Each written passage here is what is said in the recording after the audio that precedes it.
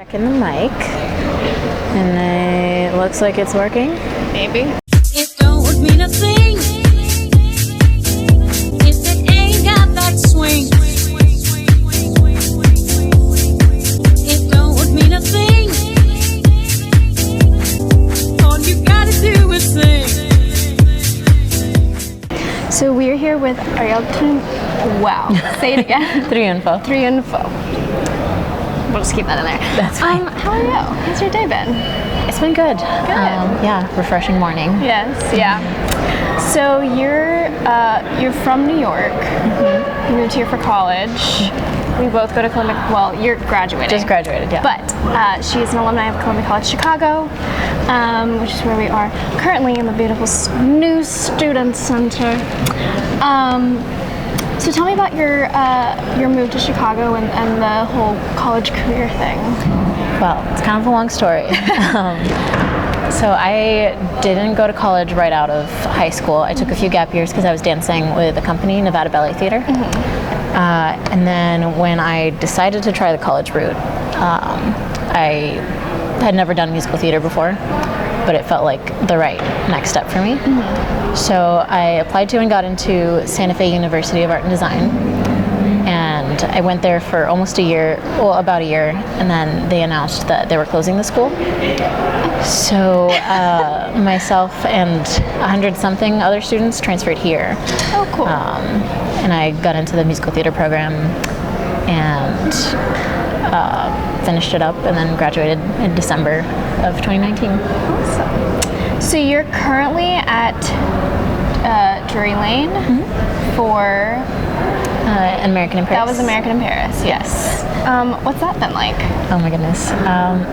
It's probably the most wonderful experience that I've had so far in my musical theater career because it's a really meaningful story, and it's also, I haven't done a show that has so seamlessly incorporated musical theater and ballet like this one does. Yeah. And it's really cool to kind of reach into what I'm used to and what I trained for my whole life, and also what I learned to do more recently and putting that together. And then you're also the choreographer for Doll's House.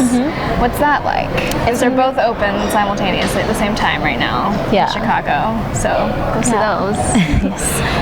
That's been really cool too. For Doll's House, it's a play, so there isn't necessarily a lot of dancing in it. I did the one number where there is dance, which is the Tarantella. Yeah.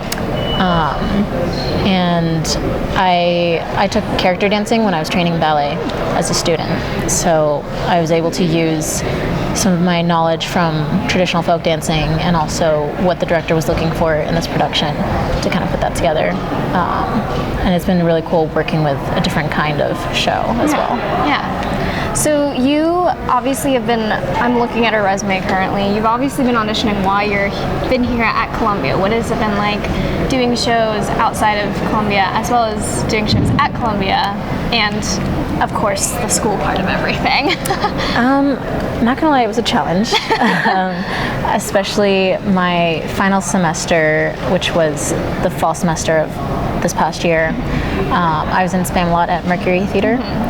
And the show opened the first week of school, and it didn't close until after school ended. Yeah. So it was a lot to balance. I managed it, but I was constantly I had to write down everything that I was doing, making sure that I was also taking care of myself and making sure that that I didn't let anything slip, like whether it was grades or quality of the show.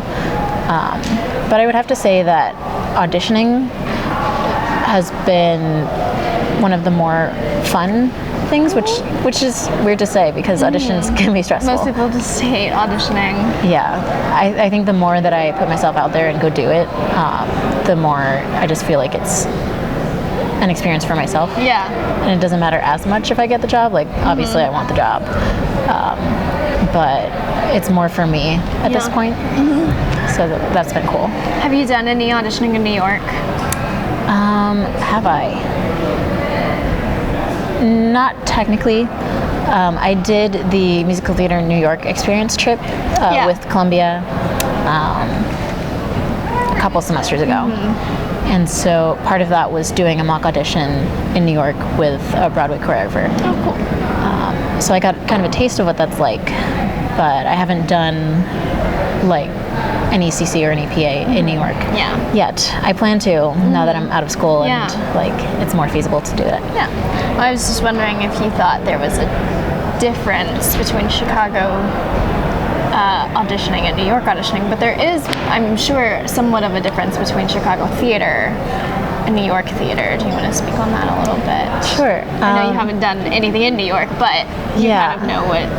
Yeah, I'm familiar with the scene by proxy because I have a lot of peers and friends who have either worked there or auditioned there. We actually have some New York actors in American in Paris at Drury Lane, so I've spoken with them as well about the differences. And as far as auditions go, I've heard that New York auditions get a lot more crowded. I mean, they can be pretty full here, but in New York you can wait like hours and not get seen. Yeah. So I'm curious what that experience will be like when I go do that. But in terms of the differences in the theater scene, from what I can tell, Chicago is much more of a close-knit community. Kind of everyone knows each other through someone else. Yeah. But then in New York, you could audition at the same place as someone else and then never see them again. Whereas here, I see the same people at almost every audition. Yeah. So it says in here that you've worked with Stephen Schwartz. Yes. What was that like? Kind of amazing, absolutely amazing. So I worked with him at the school at Jacob's Pillow. I was accepted to the musical theater dance program of 2018. They pick 24 artists from around the world to be a part of the 3-week intensive. And Chet Walker was the director at the time. He worked with Fosse. He's done a lot of stuff himself. And he's close friends with Stephen Schwartz. And they decided to put together a ballet that they're planning to turn into a musical, hopefully. And they kind of workshopped the ballet portion of it on us. Cool. It wasn't like just ballet. It was like a musical theater ballet. Yeah.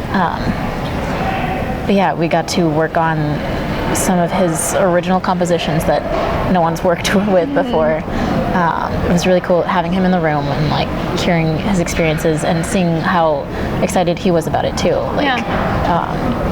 It was a new project for everyone involved, and being a part of that was just really cool. And then Jacob's Pillow is itself like... Yeah, I was going to say, do you want to chat a bit about Jacob's Pillow? Yeah, it's, let's see if I can get this right. It's the only historical national landmark dedicated to dance. Okay. All the dance and theater legends you can think of have performed there, come through there, and it's just full of so much history. And the fact that I got to perform on their stages, like, it's really cool to be a part of that legacy. Yeah. While I was there, we studied dance, voice. We ushered for the performances for the companies that were coming through for the festival, and we also helped clean the studios, and like it was all an experience. The extra part of the grind, Yeah. and the backstage part of it all. Yeah, and we got to work with some really cool people who are working professionals in the theater and dance world. So I don't know, it was an unforgettable experience. Can you chat a bit about coming to Columbia as a musical theater student, as if you, like, let's start with just Columbia, and your progress, I guess, coming from being a first year to finishing this past December and going to school for musical theater? Loaded question. It is a very loaded question. Let's see. Well, I came in having done pretty much dance my whole life. Aside from my year at Santa Fe, I didn't really have musical theater experience. I did one musical in Santa Fe, and then coming here was definitely a change of pace. It's a much busier theater city than Santa Fe was. And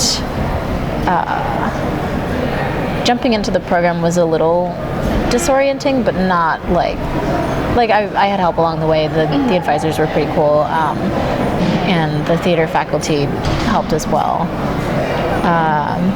One of the first things I did was an audition for the main stage, and I got cast in that. We did Sweet Charity, which was kind of a really nice way to get myself integrated into like the schools. It's a nice like dancey kind of show too. Yeah, which is nice. yeah. So it was like kind of familiar stylistically, and then also it helped me acclimate myself to kind of the environment that Columbia offers. And then other classes, I don't know, or classes. The other stuff that you have to take here. You've also done a lot of, you've done a few shows where you've been dance captain. Why don't you talk about that and what it means to be a dance captain? Because I'm sure there are few people who do not know what that is. Yes, well, a dance captain is basically like the right-hand person to the choreographer.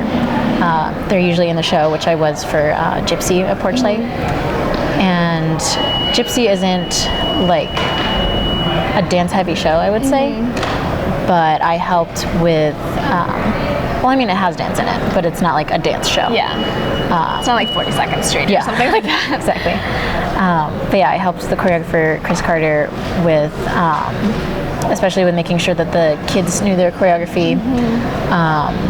I helped him workshop some steps for the adult actors, and after the show opened and Chris had moved on to his next project, I ran understudy rehearsals and made sure that all the understudies knew what they were doing as far as choreography goes, and throughout the run of the show I just made sure that if there were ever any problems with traffic on stage or discrepancies with like choreography, I would take care of that.